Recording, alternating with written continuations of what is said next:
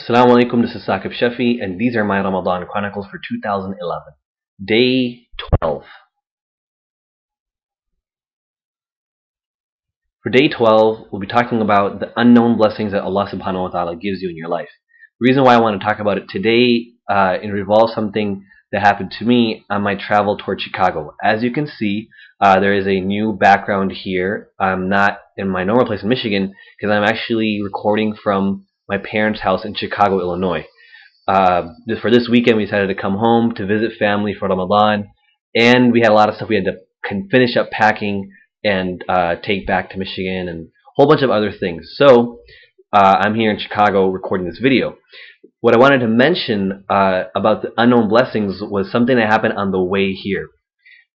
We were driving in from Michigan, and I left after work. It was still daytime. It was around Asr time, and I had to break my fast on the way here. So we picked up food on our way. We actually stopped at Zingerman's Cafe in Ann Arbor. This is what it looks like. I got a tuna sandwich. My wife got some sort of veggie sandwich. It was really good. It's pretty overpriced, but sometimes you just have a craving that you got to fulfill. Anyway, on the way in, before iftar time hit, my wife said, "Hey, you should make dua for Abdullah, our son." And even though I was going to make dua for him, she was kind of making sure I was reminded to do so. So, and the reason why, she said, is I read a hadith that the Prophet ﷺ said the three types of dua will never be rejected. The one who travels, the dua of the person who travels, the dua of the person who's fasting, and the dua of the person who's making dua for their children, right? And then it all made sense. She's like, you're traveling, you are fasting, and you're going to be making dua for our son. So I took her advice. I totally made dua for our son Abdullah. I went all out, made dua for him now, short term, long term, health, wealth, Iman, Islam, etc., etc. And then I went further and said, any future kids, inshallah, that we have, make dua for them as well.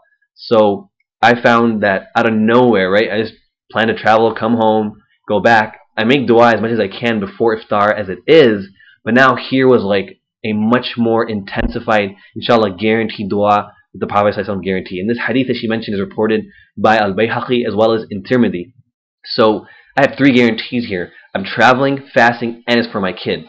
So that was like, I thought, an unknown or just random, if you could say, or unplanned blessing from Allah subhanahu wa ta'ala. And all of our lives have so many of them. There was mine on the road, coming and traveling during the month of Ramadan. So if you're traveling during this month and you have to break your fast on the road for some reason, go ahead and make dua before that time. And if you're fasting, because if you're traveling, you don't have to fast, you can make it up later. But if you are, make dua. You have double guarantee. And if you have kids, then do the triple threat guarantee. Inshallah, you'll get that. So let me know if any of you have been traveling and breaking fast on the road, and if maybe you've been changing up your dua this Ramadan compared to other months, and how this has been going for you. And inshallah, I'll talk to you guys later. Assalamu alaikum wa rahmatullahi wa barakatuh.